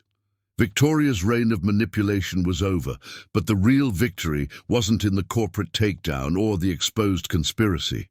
It was in the way Bobby looked at her now, with trust, with gratitude, with something that looked remarkably like love. They had started with a business arrangement, a carefully constructed lie. But standing in the aftermath of truth, they found something neither had expected, the courage to be real, to be vulnerable, to be themselves. The future stretched before them, uncertain but full of possibility. Whatever came next, they would face it together, not as CEO and trophy wife, not as convenient allies, but as partners who had found strength in each other's truth. Chapter 8. Unexpected turns. The aftermath of Victoria's arrest transformed the penthouse into command central for damage control. Lawyers, PR specialists, and federal investigators cycled through daily, turning their carefully maintained sanctuary into a battlefield of legal documents and press statements. But late at night, when the experts finally left and the phones stopped ringing, Bondi and Bobby found moments of peace in their shared spaces. 3 weeks after the board meeting showdown, they sat in their usual spots in the library, a chess game abandoned between them. The city lights twinkled beyond the windows, creating a cocoon of intimacy around them. "The SEC confirmed the extent of her manipulation," Bobby said, swirling whiskey in his crystal glass. 5 years of orchestrated leaks, strategic scandals, all timed perfectly to influence stock prices. She made millions while nearly destroying everything we built. "Nearly," Bondi emphasized. She sat curled in her favorite leather chair, her heels discarded, looking softer than the corporate warrior who had taken down Victoria. "But she failed. Brett Tech is stronger now, more transparent, more authentic." His eyes met hers across the chessboard. "Because of you." "Because of us," she corrected. "I just exposed the truth. You're the one brave enough to live it." The press had been surprisingly supportive after Bobby's official statement about his sexuality. His honesty, combined with Victoria's arrest, had transformed the narrative from scandal to triumph. Brett Tech's stock had not only recovered, but reached new highs as investors responded to the company's commitment to integrity and innovation. "I received another letter today," Bobby said quietly, "from a young engineer in our R&D department. He's been hiding his relationship with another man, afraid it would hurt his career. After my statement, he finally felt safe enough to come out." Bondi watched emotions play across his face. Pride, pain, hope, fear. "You're changing lives just by being yourself." "Am I?" He set down his glass, running a hand through his hair in a gesture she'd come to recognize as uncertainty. "I'm not sure I even know who that is anymore." "What do you mean?" He stood, moving to the windows with restless energy. "All my life I've defined myself by what I'm not. Not straight enough for my father, not gay enough for the community, not cold enough for business, not warm enough for real connections. But lately, you make me feel like I could be enough, just as I am." The admission seemed to cost him, his shoulders tense as he stared out at the city. Bondi's heart thundered in her chest. Since their kiss in his office, they'd been dancing around the change in their relationship, both afraid to examine it too closely. "You've always been enough," she said softly. "The world just didn't deserve your truth." He turned to face her, his storm-gray eyes intense. "And you? Do you deserve my truth?" "I want to." The simple honesty of her response seemed to break something open between them. Bobby moved back to his chair, closer this time, his knee brushing hers. When Victoria arranged this marriage, he began carefully, I thought it would be simple. A business arrangement, a necessary compromise. I never expected to feel something real, to feel everything. His voice was rough with emotion. You challenge me, support me, see me in ways no one else ever has. You make me question everything I thought I knew about myself. Bondi reached for his hand, remembering all the times they'd held hands for show, for cameras, for appearances. This touch was different, private, real, terrifying in its honesty. I don't know what this is, he confessed, his fingers intertwining with hers. I've never felt this way about a woman before. It terrifies me. Then let's be terrified together, she replied. No labels, no expectations. Just us. His free hand came up to cup her cheek, and she leaned into the touch, closing her eyes against the intensity of the moment. My mother called from Switzerland yesterday, she murmured. She asked me if I was happy. What did you tell her? The truth. That I married you for her sake, but stayed for my own. A shaky breath escaped him. Bondi. I know it's complicated. I know you're still figuring things out. But whatever this is between us, it's real. More real than any performance we've put on. He leaned forward, resting his forehead against hers. I don't want to hurt you. You couldn't. Not by being honest. Not by being yourself. The kiss, when it came, was nothing like their staged moments for the cameras. It was tentative at first, a question more than a statement. But as Bondi's hand slid into his hair, as his arms pulled her closer, the kiss deepened into something hungry and honest and real. They broke apart, breathless, but stayed close, sharing the same air. I need you to understand something, Bobby said, his voice unsteady. This doesn't change who I am. My sexuality, my struggles with it, that's all still part of me.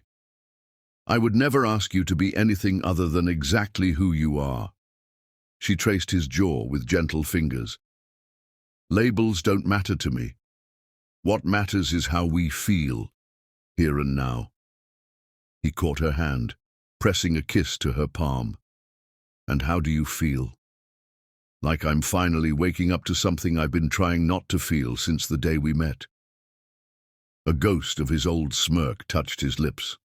Even when you thought I was just a ruthless CEO using you for his image. Especially then. Because even at your most guarded, your most controlled, I saw glimpses of the real you. The man who plays chess at midnight, who fights for clean energy in developing nations, who looks at art like it holds secrets he's dying to understand. You see me, he whispered, wonder in his voice. I see you, all of you, and I'm not afraid of any of it. He pulled her into another kiss, this one fierce with gratitude and need, and something that felt dangerously like love. Later, as they lay tangled together on the library's leather sofa, Bondi traced patterns on his chest while he played with her hair. What happens now? She asked. Now? He smiled down at her. Now we figure out who we are together. No scripts, no expectations, no Victoria pulling strings. The board can deal with it. I'm done letting other people's prejudices control my life. He tightened his arms around her. Besides, you're rather terrifying in a board meeting. I don't think they'll dare object. She laughed, snuggling closer. I learned from the best. You learned better than the best. His voice turned serious. You taught me how to be brave, Bondi, how to fight for what matters. And what matters to you? This, United States, whatever we're becoming. He pressed a kiss to her temple. I may not have all the answers about who I am or what I want, but I know I want to figure it out with you.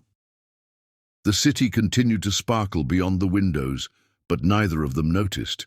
They were too caught up in their own private revolution, one that had nothing to do with corporate takeovers or social expectations, and everything to do with the courage to love without labels, to be real without restrictions, to trust in the unexpected turns that life sometimes takes. As they drifted to sleep in each other's arms, the chessboard sat forgotten on the table, its pieces arranged in a game they'd never finish. But maybe that was fitting. Some games weren't meant to be won or lost, but simply played, move by move, discovery by discovery, truth by truth. Chapter 9. The Truth About Love. Spring had transformed San Francisco into a canvas of color, with wildflowers blooming in Golden Gate Park and cherry blossoms dotting the streets.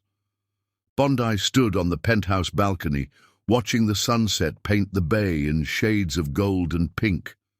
Behind her, she could hear Bobby on the phone with her mother's doctors in Switzerland, his voice warm with genuine concern as he discussed her latest test results. The past month had changed everything between them. What started as careful exploration of their feelings had evolved into something neither of them had expected, a connection that defied labels and challenged everything they thought they knew about love. "Your mother's numbers are improving," Bobby said, joining her on the balcony. "The doctors are optimistic about reducing her treatment schedule." Bondi leaned back against him as his arms wrapped around her waist. These casual intimacies still surprised them both. How natural it felt to seek each other's touch, to exist in each other's space. "Thank you," she murmured, "for everything you've done for her, for me." "You never have to thank me for that." He pressed a kiss to her temple. "Your mother is family now, and you—" He trailed off, still sometimes struggling to put his feelings into words. "And me," she prompted gently. "You're everything I never knew I needed." Their first real kiss had happened naturally, unexpectedly, during a quiet evening at home. Neither had planned it, neither had fought it. It was as simple as breathing. Bondi laughing at something he'd said, Bobby looking at her like she was a miracle he couldn't quite believe in. And then they were kissing, soft and sweet and real. Afterward, they'd talked for hours, about identity, about sexuality, about the complexities of love that didn't fit into neat categories. "Maybe I'm not what I thought I was," he'd confessed, tracing patterns on her palm. "Maybe none of us are. Maybe love doesn't fit in boxes," she'd suggested. "Maybe it's as fluid as art." Now, watching the sunset together, Bondi felt the truth of those words deep in her soul. Their love story wasn't traditional, wasn't simple, wasn't what either of them had expected, but it was theirs, and it was real. "The press is starting to notice," Bobby said, his chin resting on her shoulder. "The way we look at each other. It's different now, more genuine. Are you worried?" "About the press?" "No." His arms tightened around her. "About hurting you every day." Bondi turned in his embrace to face him. "Why would you hurt me?" "Because this is all new to me. These feelings, this way of loving. I'm still figuring it out. What if I can't be everything you need?" "I don't need you to be everything," she said softly. "I just need you to be you, exactly as you are." His storm-gray eyes searched her face. "How did you get so wise?" "I fell in love with a complicated man who taught me that love isn't about fitting into someone else's expectations. It's about being brave enough to follow your heart, even when it leads you somewhere unexpected."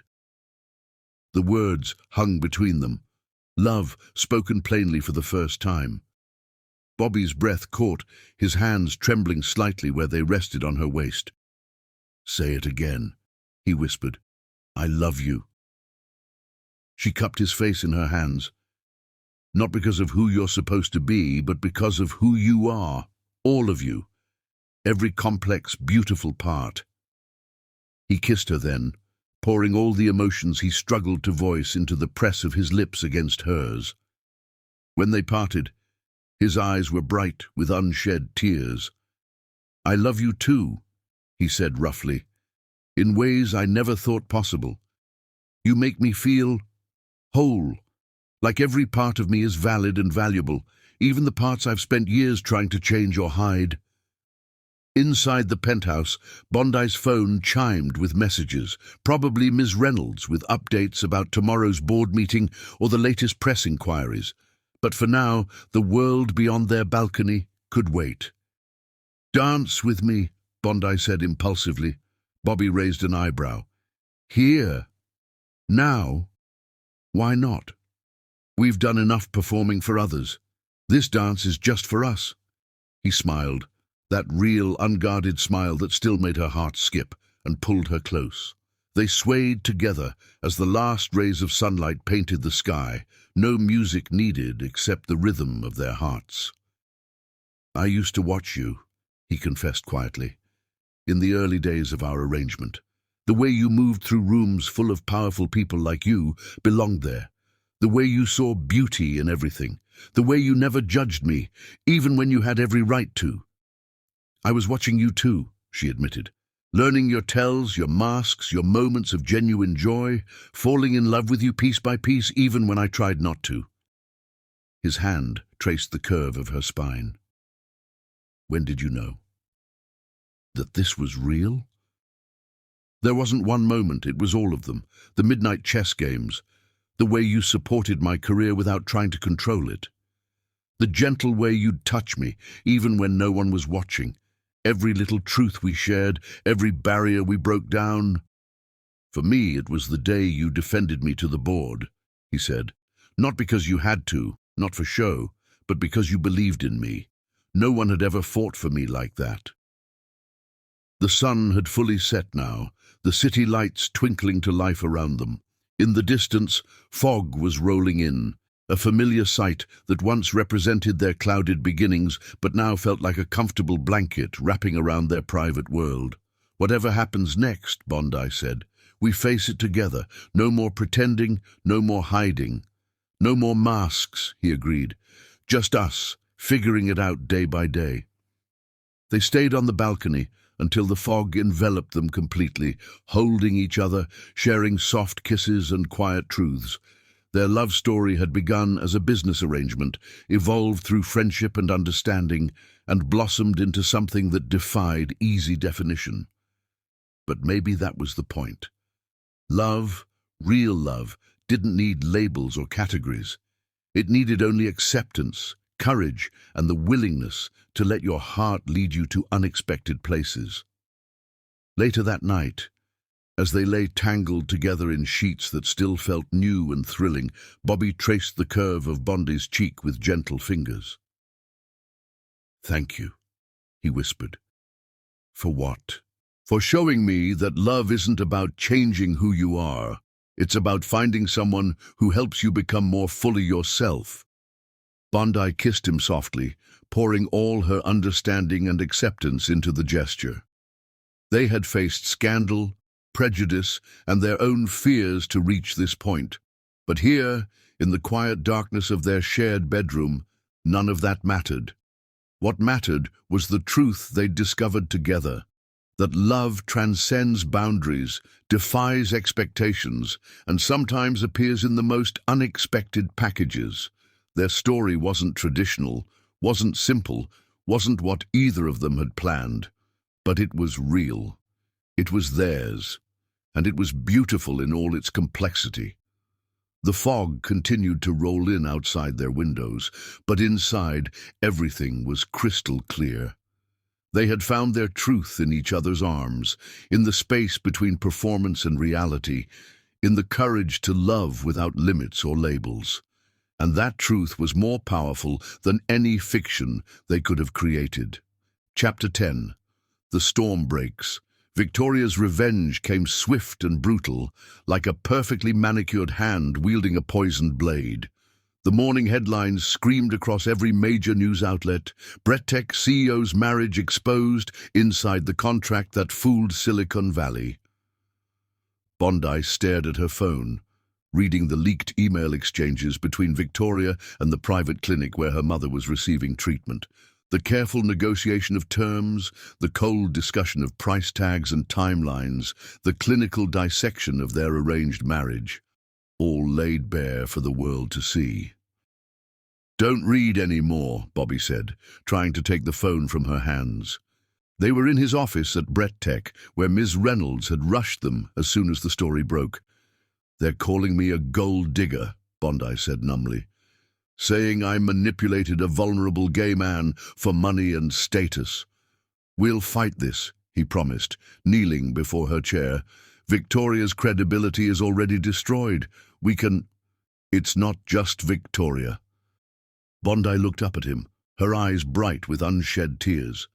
"The LGBTQ+ community feels betrayed. They're saying you've been converted, that our relationship perpetuates harmful stereotypes.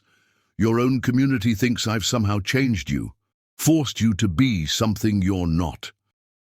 The accusations hurt more than she'd expected. After everything they'd been through, after all the careful ways they'd navigated their unexpected feelings, to have their love reduced to tabloid speculation and angry tweets felt like a physical blow. Miss Reynolds entered with a stack of preliminary press reports. The major networks are all running with the story. Victoria's given exclusive interviews to 3 different outlets, painting herself as a whistleblower exposing corporate fraud. Fraud? Bondi stood, anger finally breaking through her shock. She's the one who orchestrated this whole thing. "Which makes her the perfect source," Bobby said grimly. "She knows every detail, every meeting, every document. She can twist the truth because she helped create it." The phone lines were lighting up like Christmas trees. Reporters, board members, LGBTQ+ organizations, all demanding statements. Social media was exploding with hashtags. #, Brett Tech scandal, #, fake marriage, #, conversion controversy. "We need to get ahead of this," Ms. Reynolds advised. "The board is calling an emergency meeting in an hour. They'll want—" "No." Bobby's voice was steel. "No more meetings, no more careful statements, no more playing by their rules." He turned to Bondi, taking her hands in his. "I'm done hiding. Bobby, I love you," he said firmly. "Not because of some arrangement, not because you converted me, but because you showed me that love isn't about gender or sexuality or fitting into neat categories. It's about finding someone who sees you, all of you, and loves you anyway." Bondi squeezed his hands. "The press will tear us apart. Let them try." He smiled, that real, unguarded smile that still made her heart skip. "We've faced worse." The next hour was a whirlwind of activity. Ms. Reynolds coordinated with their PR team while Bobby and Bondi prepared for what would either be the end of their careers or the beginning of something revolutionary. The press had gathered outside Brett Tech's headquarters like vultures sensing a kill. Camera flashes exploded as Bobby and Bondi emerged, hand in hand, to face the crowd. "Mr. Brett, is it true your marriage was arranged? Mrs. Brett, how much were you paid? What about the gay community's response?" Bobby stepped to the microphones, his grip on Bondi's hand tight but steady. "Yes," he began, his voice clear and strong. "Our marriage began as an arrangement, a business deal orchestrated by Victoria Blackwood for her own financial gain.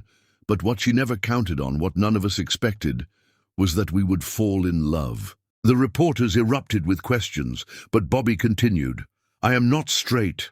I'm not trying to be. I'm simply in love with an extraordinary person who sees me for who I am. Love isn't about gender.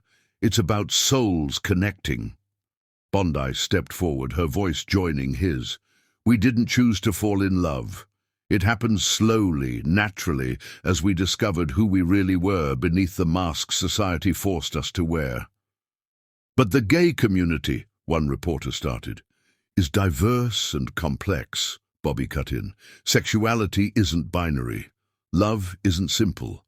I spent years trying to fit myself into other people's boxes, trying to be what everyone else wanted.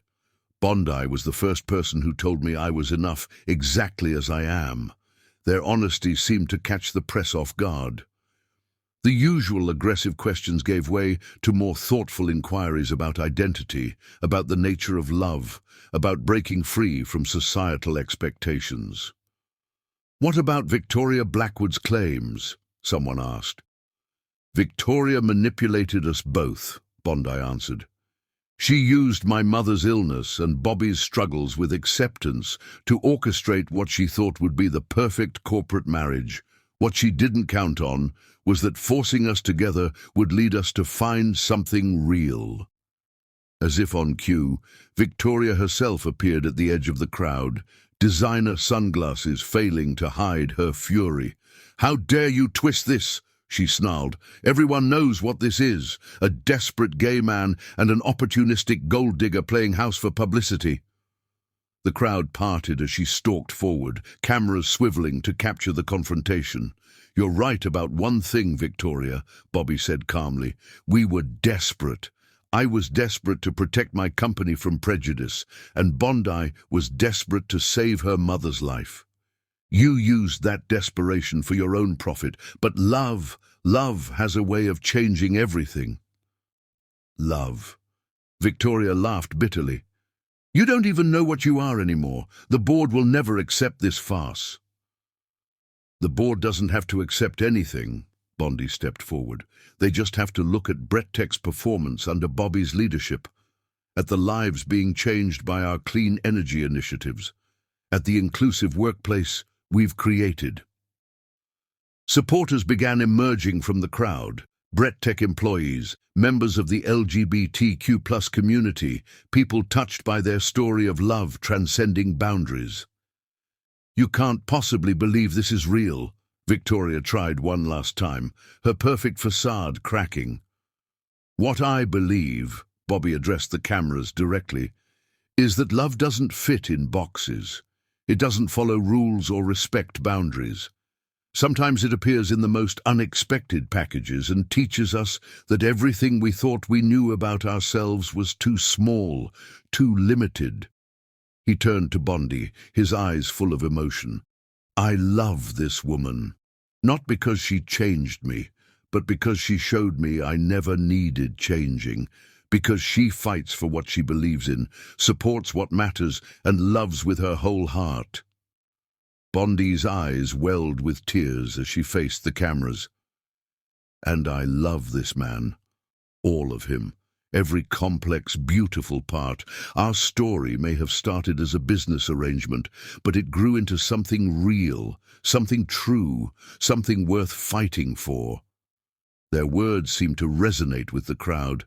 The aggressive energy shifted to something more contemplative. Even some of the reporters looked moved. Victoria stormed off, her revenge plot unraveling in the face of their honest emotion. But they barely noticed. Too caught up in the truth they were finally free to share. Social media exploded again, but this time with a different tone. "Love is Love" began trending alongside their story. Messages poured in from people sharing their own complex journeys with sexuality and identity. The LGBTQ+ community, initially hostile, began engaging in thoughtful discussions about the spectrum of sexuality, about breaking free from labels, about the courage to love authentically. Later that evening, as they sat in their penthouse sanctuary, Bondi and Bobby watched the coverage of their statement play across news channels. "Do you think they understand?" Bondi asked softly. "How real this is?" Bobby pulled her closer, pressing a kiss to her temple. "Some will, some won't. What matters is that we know the truth." And what is the truth? That love is bigger than labels, that hearts don't follow rules, that sometimes the most beautiful things grow from the most unexpected beginnings. Outside their windows, the city lights twinkled like stars, witnesses to their revolution of love. They had faced down prejudice, scandal, and society's narrow definitions. They had emerged stronger, truer, more authentically themselves. Their love story wasn't traditional. It didn't fit in neat categories or follow expected paths. But maybe that was exactly what made it powerful. Its ability to challenge assumptions, break boundaries, and show that love, real love, knows no limits. Victoria's revenge had failed, not because they fought back with perfect PR strategies or careful statements, but because they chose to be honest. They chose to stand in their truth, complex and messy as it was, and trust that genuine love would resonate more deeply than any scandal. Chapter 11. Rising from Ashes. The truth resonated more powerfully than any lie Victoria could have crafted. In the weeks following their public revelation, something extraordinary began to happen. People came forward with similar stories of love beyond labels, of connections that defied traditional categories, of hearts that chose their own paths, regardless of society's expectations. Bondi sat in her office at the gallery, surrounded by letters and emails from around the world.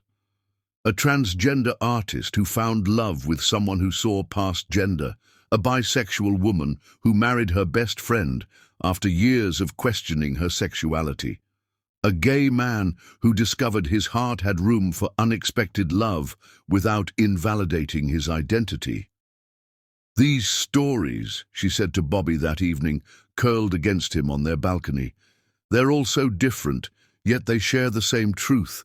Love doesn't fit in boxes." Bobby wrapped his arms around her, his chin resting on her shoulder as they watched the sunset paint the bay in brilliant colors. "We gave them permission to be honest, to stop forcing themselves into categories that were too small for their hearts." The impact rippled through Silicon Valley and beyond. BrettTech's board, far from rejecting their truth, recognized the power of authentic leadership. The company launched a foundation supporting LGBTQ+ youth, with Bondi as its artistic director. Her first initiative was a gallery showcase featuring artists exploring themes of identity, love, and transformation. "Tell me about this one," Bobby said, studying a particularly striking piece at the exhibition's opening night. The canvas exploded with color and motion, figures emerging from and merging with abstract forms. "The artist calls it fluid love," Bondi explained, sliding her hand into his. "It's about the way love transforms us, breaks down our preconceptions, teaches us new ways of being." Around them, the gallery buzzed with energy. Tech leaders mingled with artists, activists chatted with executives, all drawn together by the power of honest storytelling. Even some former critics had come, moved by the authenticity of their journey. Victoria watched from prison as her schemes crumbled. The media that had once eagerly amplified her accusations now celebrated the positive change she'd inadvertently sparked. Her attempt to destroy them had instead catalyzed a movement of acceptance and understanding. Late that night, after the guests had gone and the gallery grew quiet, Bobby found Bondi standing before fluid love. "What are you thinking?" he asked softly. "About how far we've come, how much has changed." She turned to face him. "A year ago we were strangers entering a business arrangement. Now ... Now we're revolutionaries," he finished with a smile, pulling her close. "Leading a revolution of love." The following weeks brought more changes. BrettTech's clean energy initiative expanded, bringing sustainable power to communities in need. Bondi's mother recovered enough to return home, moving into a sunny apartment near the gallery, and their story continued to inspire others to embrace their authentic selves. One morning, Ms. Reynolds brought them a special delivery, a letter from a young BrettTech employee. "Dear Mr. Brett and Mrs. Brett," Bondi read aloud, her voice thick with emotion. "Your courage in sharing your story gave me the strength to come out to my traditional family, to tell them that love isn't about meeting their expectations, but about being true to my heart. They're trying to understand, and that's a start. Thank you for showing us that love is love, in all its beautiful, complicated forms." Bobby's eyes glistened as he listened. "We're making a difference." "You always made a difference," Bondi reminded him. Now you're just doing it as your full, authentic self. The foundation grew rapidly, providing support and resources for LGBTQ+ youth struggling with identity and acceptance. Bondi curated exhibitions that traveled the country, sparking conversations about love, identity, and the courage to be oneself. At a foundation event, a young artist approached them. "Your story helped me accept my own journey," she said. "I used to think I had to choose, gay or straight, this or that. Now I know it's okay to be exactly who I am, to love exactly who I love." Bobby squeezed Bondi's hand. "We're still figuring it out ourselves," he admitted. "Every day brings new discoveries."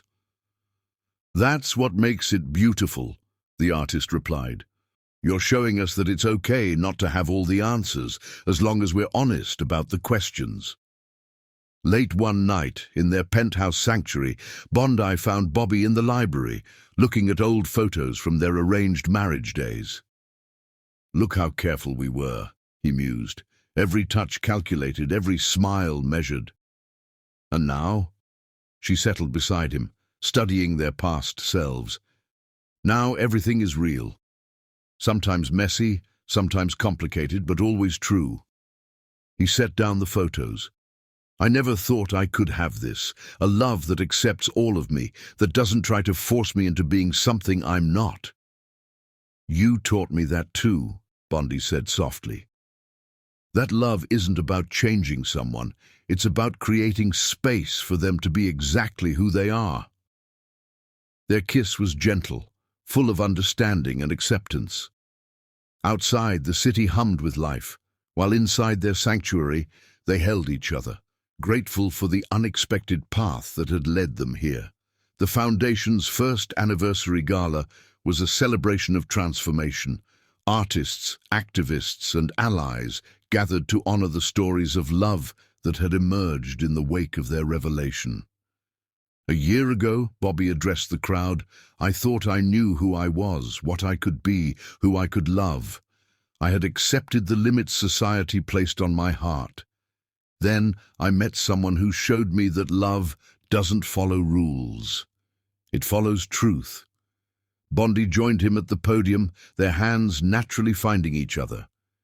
"We started with a lie," she continued, "a business arrangement meant to satisfy others' expectations. But in that space between pretense and truth, we found something real, something that taught us both that love is bigger than labels, stronger than prejudice, more beautiful than any box we try to put it in." The applause was thunderous, but they barely heard it, too caught up in each other's eyes, in the truth they'd discovered together.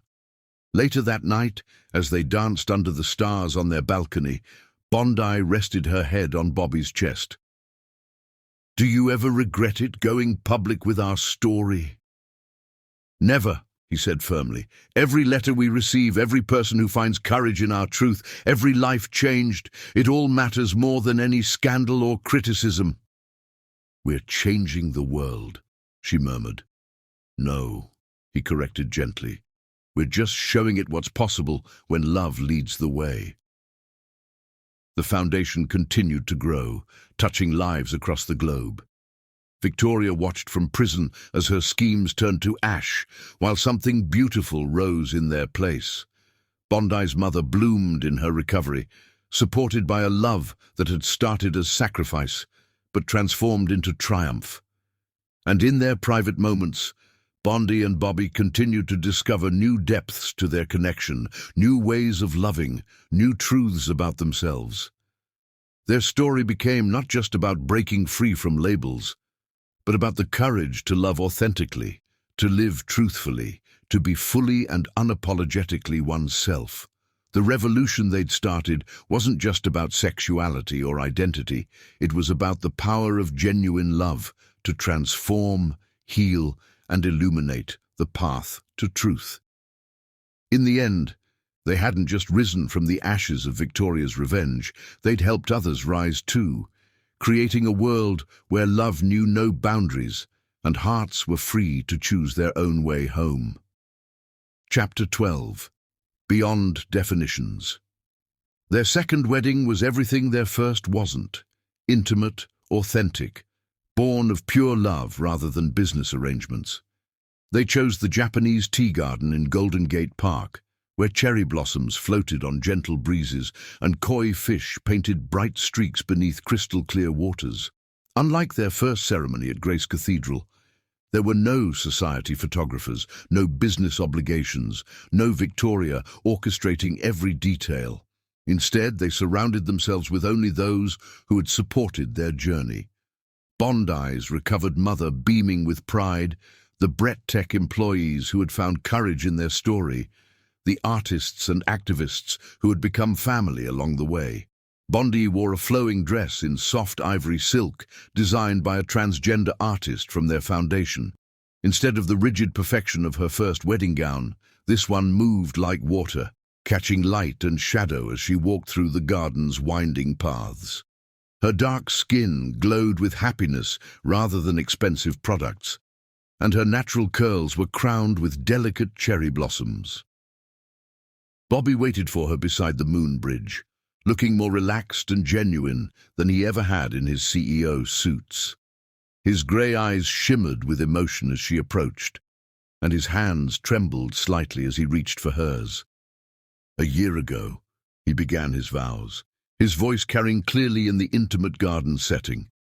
I thought I knew all the ways a heart could love. I had drawn careful lines around my identity, built walls around my feelings, accepted the limits society placed on who and how I could love. He squeezed her hands, his storm-grey eyes never leaving hers. Then you came into my life, and every boundary I'd created began to blur.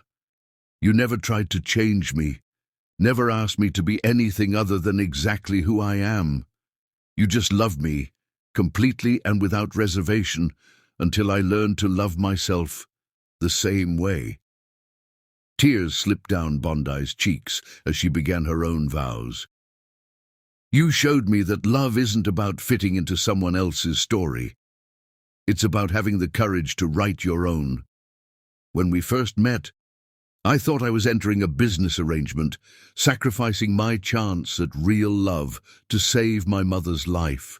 Instead, I found a love so true, so transformative, that it changed not just our lives, but the lives of others who needed to see that love knows no boundaries.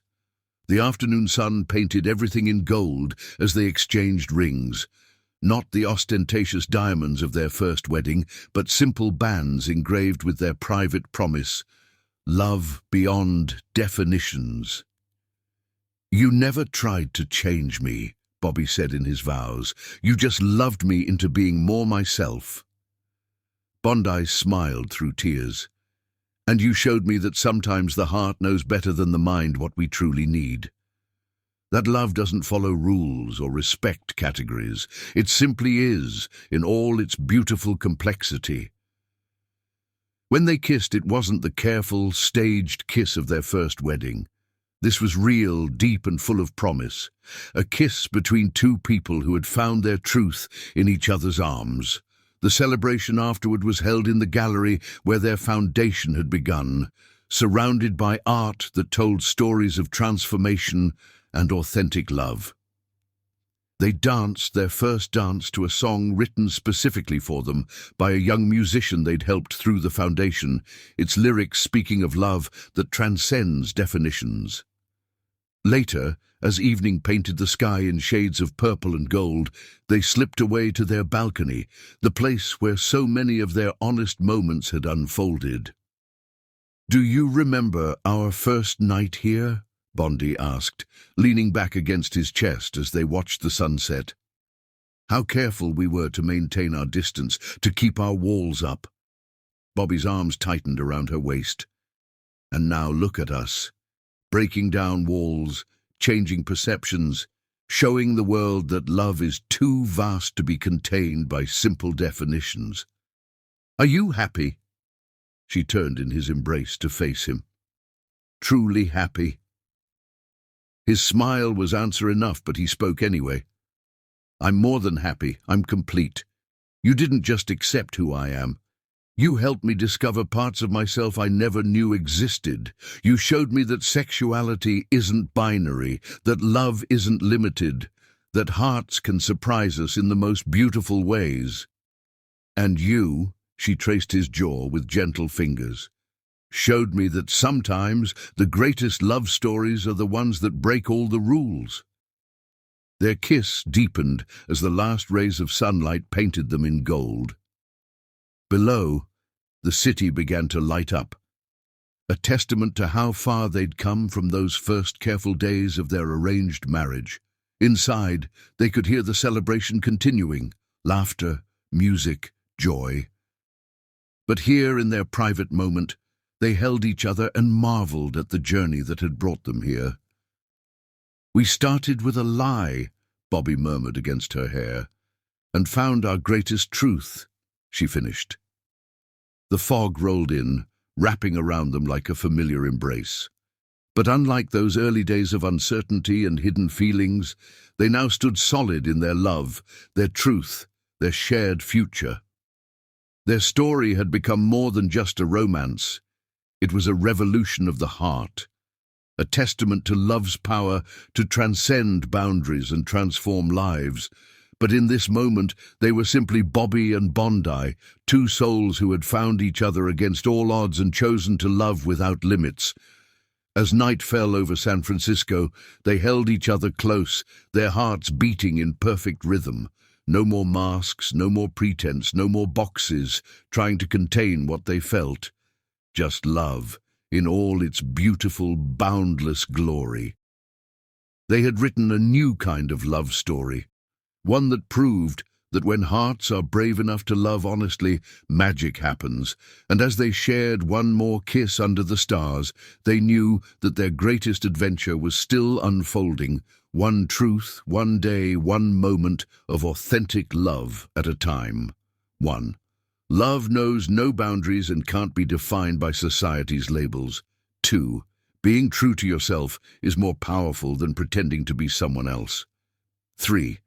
The bravest thing you can do is listen to your heart, even when others doubt you. 4. Real love transforms people into their best, most authentic selves. 5. When we stand together in truth, we can overcome any obstacle life throws at us.